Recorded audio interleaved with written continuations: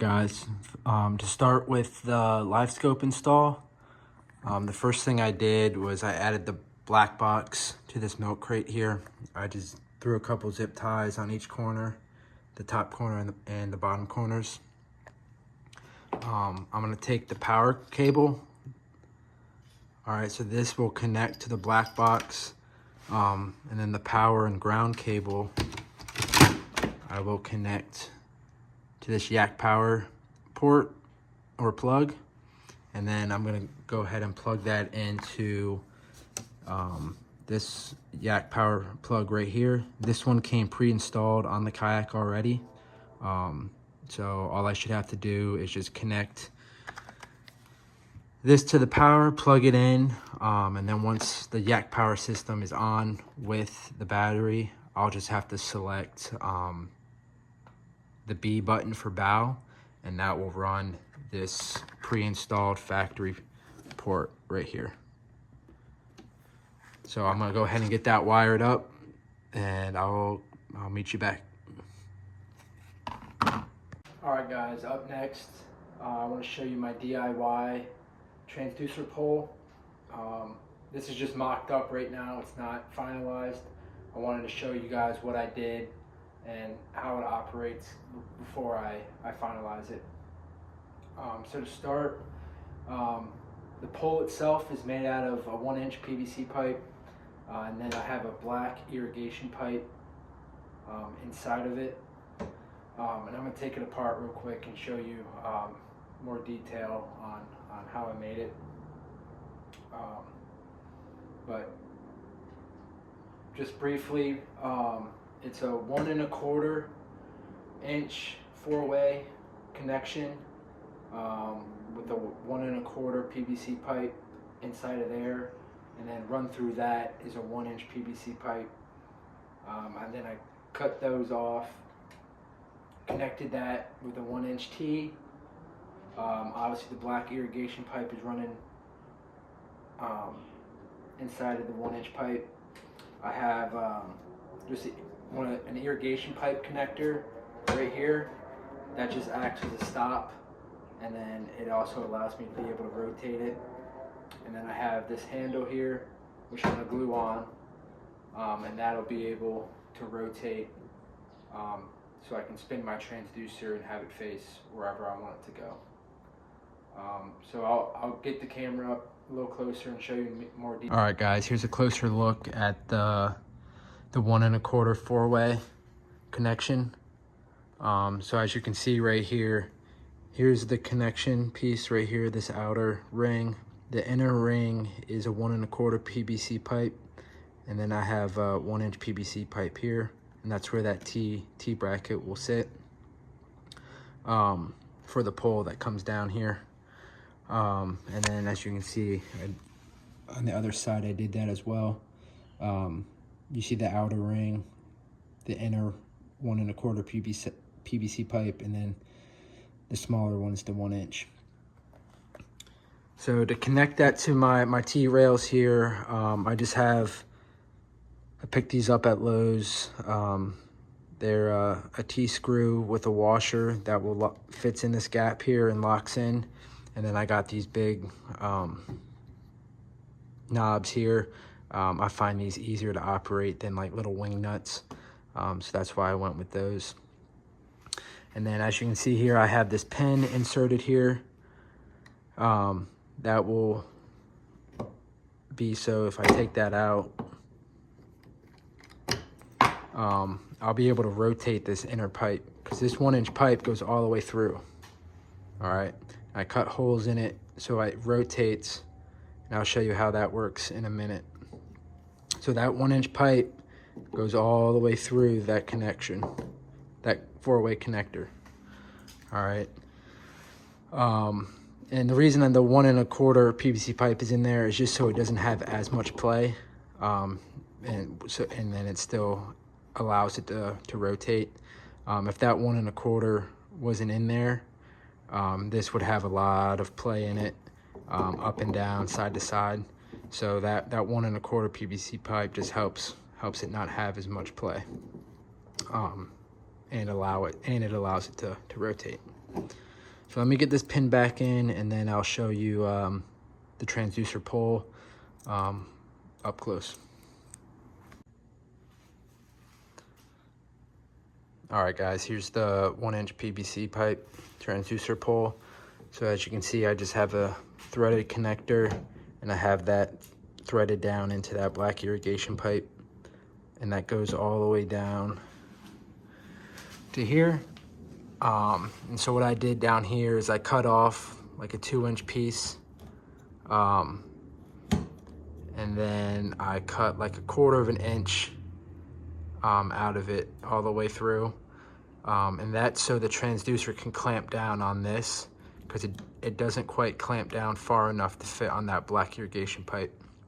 So I took like 2 inches off the 1-inch pipe, and then cut this gap in it, and then I'm gonna put it here, and that transducer clamp will clamp down on that, and so it won't go anywhere. And I'll show you that here in a minute. So that's the transducer pole in mocked up form, and then I have the handle here. I'm gonna put that on there, and then this will rotate, and it rotates down there, as you can see. So that'll be able to rotate my transducer and face it whichever way I want it to face. So up next, I'm gonna get the transducer mocked up on the bottom here, and then I'm going to put the crate back up front, and then run all the cables and test it out. Another thing real quick for my handle, I don't have an exact measurement on this yet. I like to stand and fish, and I don't have an exact measurement. So I just briefly mocked this up real quick. I'm gonna test it out on the water, and if I need it higher, or I don't think I'm gonna need to lower it, but if it's in the way too much, I might lower it. But I like to, so I wanna be able to stand and reach down and be able to turn it. So that's why I kind of have this elbow instead of a 90-degree to help maybe raise it up a little bit, to help me out when I'm standing and fishing with it.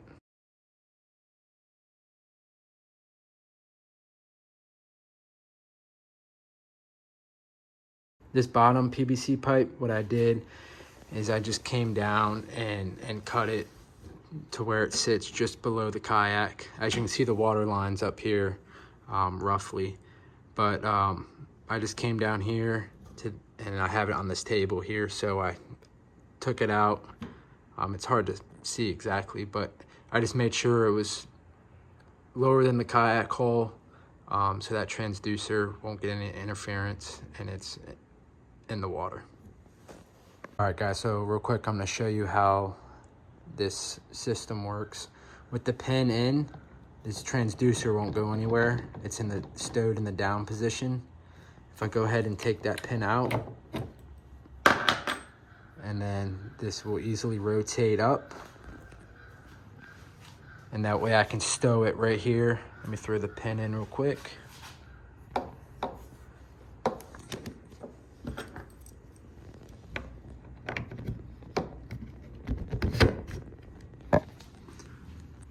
All right, I just threw the pin in, and it will lock it in this stowed position if I'm making a run across the lake, or if I'm just not using the transducer. It will lock it here and it won't go anywhere. So it'll keep it up out of the water, keep it out of the way. So that will come in handy. All right, guys, so I just got the transducer mounted up, and that's that clamp I was talking about. So it's clamped onto that 2-inch PVC pipe I was talking about. There, as you can see, the slit I made, and that just allows the PVC pipe to flex a little bit more and clamp down tight on that black irrigation pipe on the inside, so that thing's not going anywhere. And then, as you can see, if I just turn my handle here, the transducer will follow, and wherever the top here is pointing, that's where my transducer will point. So I'm gonna go ahead and glue the handle on, glue it right here, and then glue it right here. And those, I believe, will be the only places I have to glue. All right, guys, I got the transducer arm glued on. I put glue on the 1-inch PVC pipe coming out of the 1 1/4 inch 4-way and into the 1-inch T. And I also glued it here into this T, the 1-inch pipe going into the 1-inch T.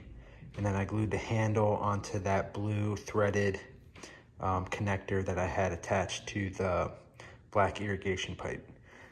And then I also glued it up here on the handle so that when I turn the handle, it won't rotate. It'll rotate the whole transducer pole, but the handle itself won't rotate. That's so that this handle will always be pointing to where the transducer is pointing. All right, so now that I got it all glued up, I'll show you how the transducer pole will operate. So right now it is stowed in its upright position. So if I'm not using the transducer, this is how it'll be. So it's up out of the water, out of the way. It's not blocking my rod holder any, so I can still put my rods in there. And when I want to drop it in, all I have to do is just pull this pin. And once the pin is pulled out, the transducer pole can deploy into the water. And then I just line these holes up again, throw the pin in, and it will lock it in the down position. So I have the pin back in, and it's in the down position, and it's not going anywhere. So it's locked in the down position. So if it hits anything or gets snagged, it's not going to go anywhere. And then I have the handle pointing in the direction that the transducer is pointed. And all I have to do is just rotate it, and it'll spin the transducer wherever I want it to point.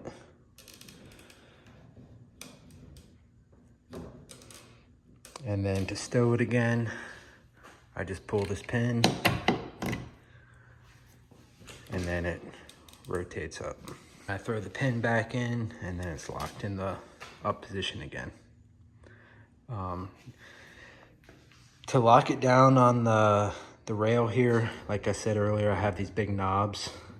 They're really easy to operate, just a couple spins, and it just slides right off the track. So what I have down here is it's just a little T with a washer, and you can also use, I think Yak Attack makes some that fit in these rails, but I just bought these from Lowe's, and then I just have the washer so it sits tight in the track and won't slide out. So then you can just slide it right on. Give these a couple turns, tighten it down, and then it's on there. It's not going anywhere. All right, guys, that's gonna do it for this video on my D.I.Y Livescope transducer pole. In the next video, I'm gonna do an overview of the entire setup. So my setup for the fish finder, and a quick overview of my crate with my battery in the black box. So I'll have everything set up in its final spot, and I'll run through it real quick. So like I said, this is how I'm going to run my Livescope transducer moving forward. So I appreciate you guys watching. If you have any questions, please leave them down below. Like and subscribe, and I'll see you on the next one.